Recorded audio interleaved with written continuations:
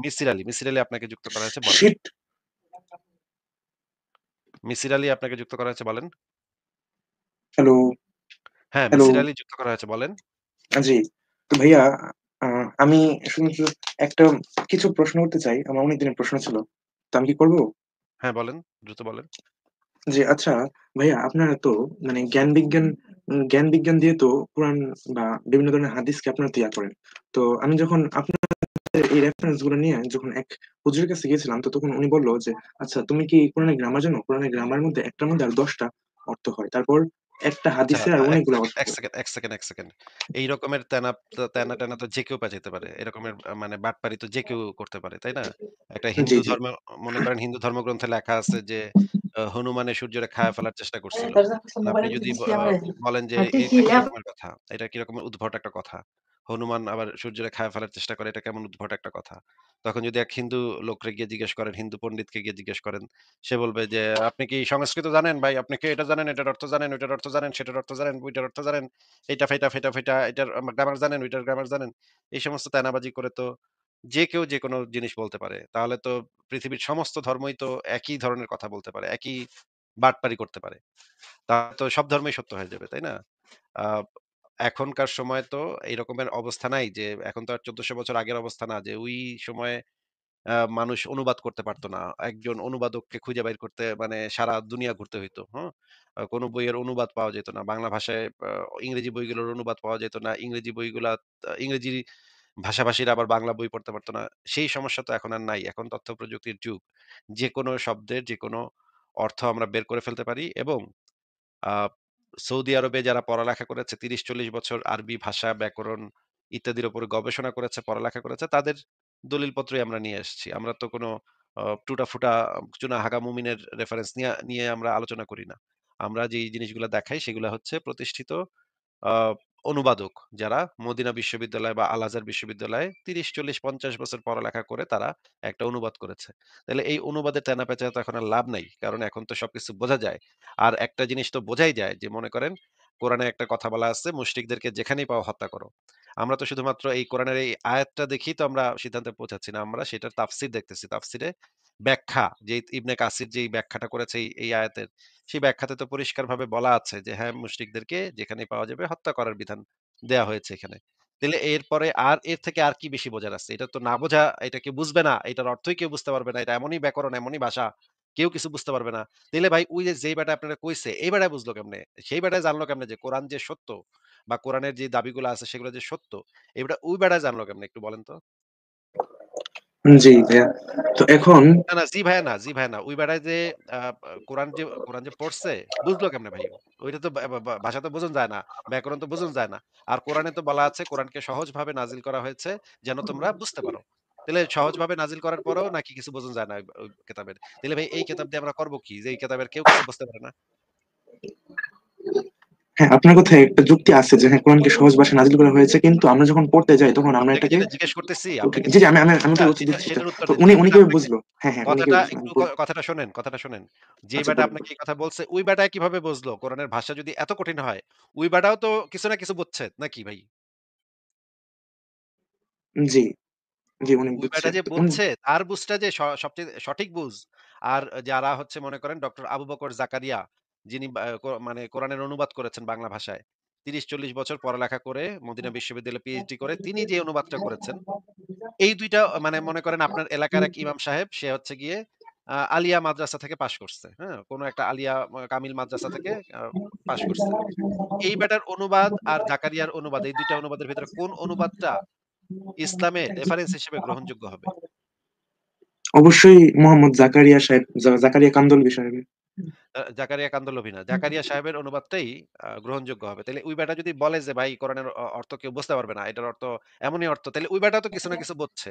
তাইলে সেই বুঝটা যে সঠিক বুঝ এটা আমরা কিভাবে বুঝবো? মনে করেন একটা জি। হাদিসে আছে যে মানে সূর্য রাতের বেলা আল্লাহর আরশের নিচে গিয়ে ইবাদত বন্দেগী করে সকালবেলা আবার অনুমতি চায়। তখন অনুমতি দিলে তাকে আবার উঠতে বলা হয়। এইটা বুঝতে তো ভাই আমার ব্যাকরণও বোঝন লাগবে না। এটা বুঝতে আমার আরবি ভাষাও বোঝন লাগবে না। এটা তো সহজ বিষয়।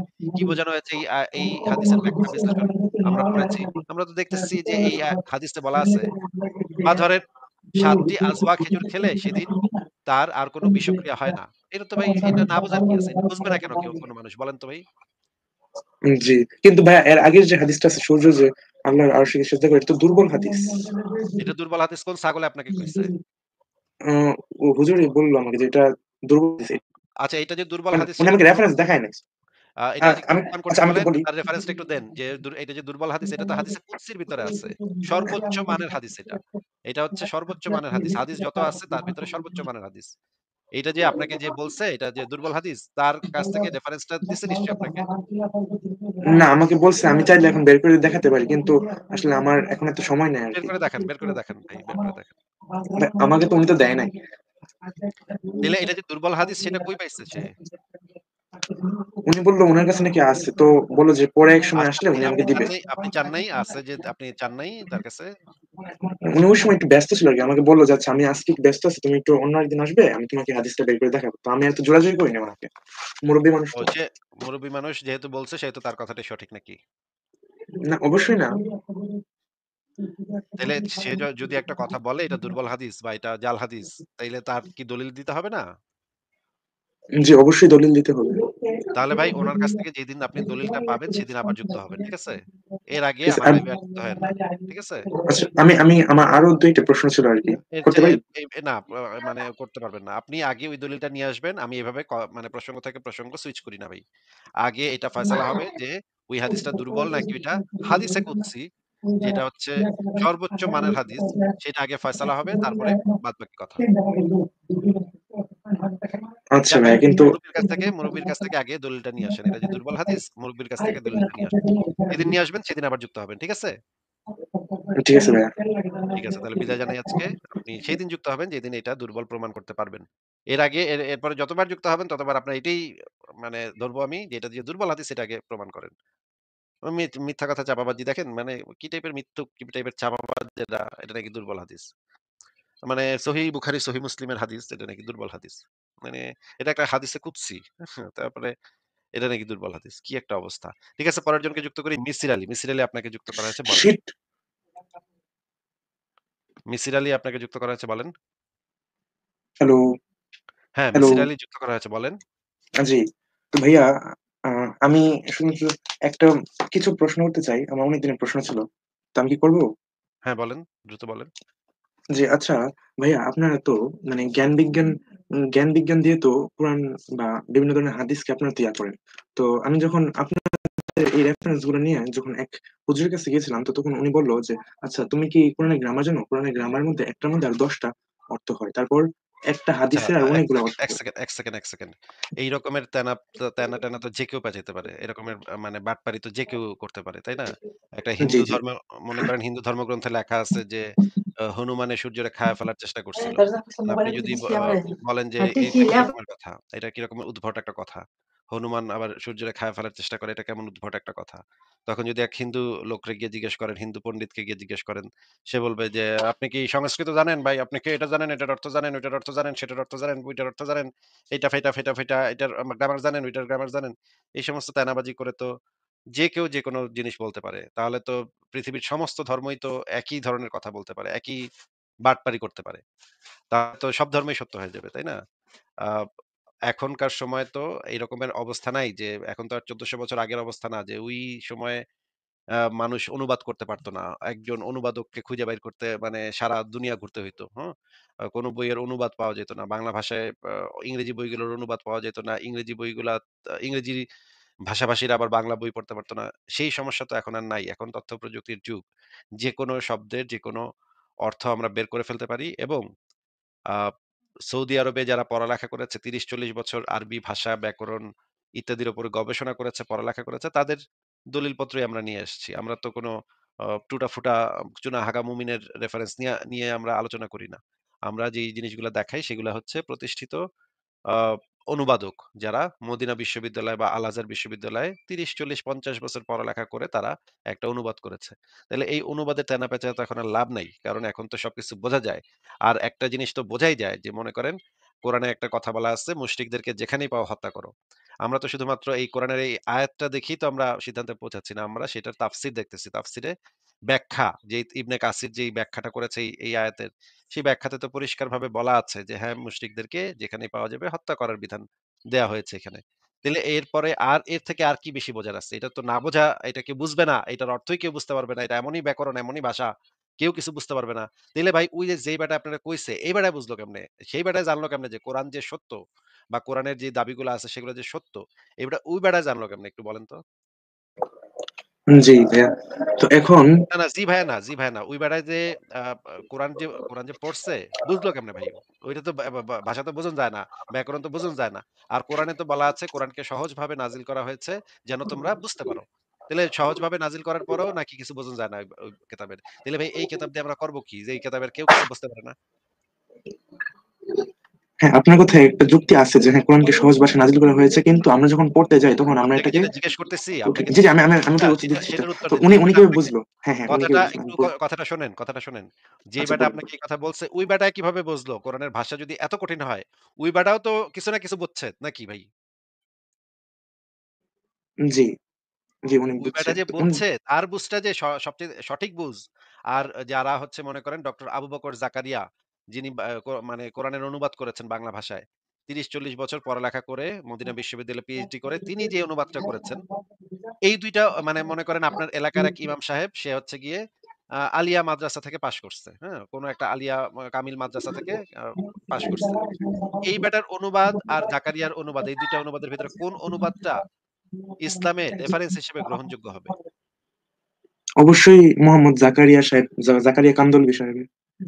জাকারিয়া কান্দরলভি না। জাকারিয়া সাহেবের অনুবাদটাই গ্রহণযোগ্য হবে। তাইলে ওই বেটা যদি বলে যে ভাই কোরআনের অর্থ কেউ বুঝতে পারবে না। এটার অর্থ এমনই অর্থ। তাইলে ওই বেটা তো কিছু না কিছু বুঝছে। তাইলে সেই বুঝটা যে সঠিক বুঝ, এটা আমরা কিভাবে বুঝবো? মনে করেন একটা জি, হাদিসে আছে যে মানে সূর্য রাতের বেলা আল্লাহর আরশের নিচে গিয়ে ইবাদত বন্দেগী করে, সকালবেলা আবার অনুমতি চায়। তখন অনুমতি দিলে তাকে আবার উঠতে বলা হয়। এইটা বুঝতে তো ভাই আমার ব্যাকরণও বোঝন লাগবে না, এটা বুঝতে আমার আরবি ভাষাও বোঝন লাগবে না। এটা তো সহজ বিষয়। কি বোঝানো হয়েছে এই হাদিসের ব্যাখ্যা বিশ্লেষণ আমরা পড়েছি। আমরা তো দেখতেছি যে এই হাদিসে বলা আছে, বা ধরেন ৭ টি আজওয়া খেজুর খেলে সেদিন তার আর কোন বিষক্রিয়া হয় না। এটা তো ভাই এটা না বোঝার কি আছে? এটা বুঝবে না কেন কেউ কোন মানুষ বলেন তো ভাই? জি। কিন্তু ভাইয়া এর আগের যে হাদিসটা আছে সূর্য যে আল্লাহর আরশে সিজদা করে, এটা তো দুর্বল হাদিস। এটা দুর্বল হাদিস কোন ছাগলে আপনাকে কইছে? আ ও হুজুরই বলল আমাকে যে এটা দুর্বল হাদিস। আচ্ছা, এটা যে দুর্বল মানে হাদিস উনি সেটা আমাকে একটু প্রমাণ রেফারেন্স করেন। দেখায় নাই। এটা একটু আমি প্রমাণ আচ্ছা করতে আমি একটু বলেন। বলি। তার রেফারেন্সটা একটু দেন যে এটা যে দুর্বল হাদিস, এটা তো হাদিসে কুদসির ভিতরে আছে। সর্বোচ্চ মানের হাদিস এটা। এটা হচ্ছে সর্বোচ্চ মানের হাদিস। হাদিস যত আছে তার ভিতরে সর্বোচ্চ মানের হাদিস। এইটা যে আপনাকে যে বলছে এটা যে দুর্বল হাদিস, তার কাছ থেকে রেফারেন্সটা দিছে নিশ্চয়ই আপনাকে? না, আমাকে বলছে আমি চাইলে এখন বের করে দেখাতে পারি। কিন্তু আসলে আমার এখন এত সময় নাই বের আরকি। করে দেখান, বের করে দেখান ভাই, বের করে দেখান। আমাকে তো উনি তো দেয় নাই। তাইলে এটা যে দুর্বল হাদিস সেটা কই পাইছে সে? উনি বলল উনার কাছে নাকি আছে। তো বলল যে পরে এক সময় আচ্ছা, আসলে উনি আমাকে দিবে। আপনি চান নাই আছে যে আপনি চান নাই তার কাছে? উনি ওই সময় একটু ব্যস্ত ছিল আরকি। আমাকে বলল যে, "আচ্ছা আমি আজকে একটু ব্যস্ত আছি। তুমি একটু অন্য একদিন আসবে। আমি তোমাকে হাদিসটা বের করে দেখাবো।" তো আমি এত জোরাজুরি করিনি উনাকে। মুরুব্বি মানুষ ও তো। সে মুরুব্বি মানুষ যেহেতু বলছে সেহেতু তার কথাটাই সঠিক নাকি? না, অবশ্যই না। তাইলে সে যদি একটা কথা বলে এটা দুর্বল হাদিস বা এটা জাল হাদিস, তাইলে তার কি দলিল দিতে হবে না?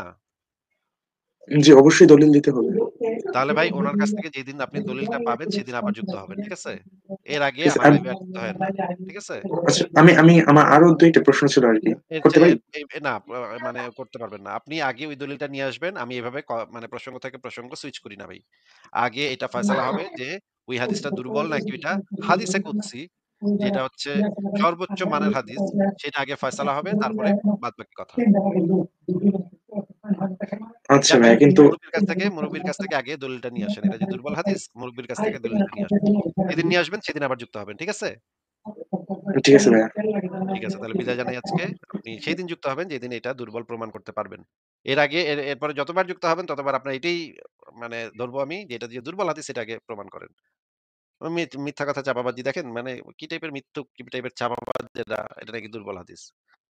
মানে সহিহ বুখারী, সহিহ মুসলিমের হাদিস এটা নাকি দুর্বল হাদিস। মানে এটা একটা হাদিসে কুদসি। তারপরে এটা নাকি দুর্বল হাদিস। কি একটা অবস্থা। ঠিক আছে, পরের জনকে যুক্ত করি।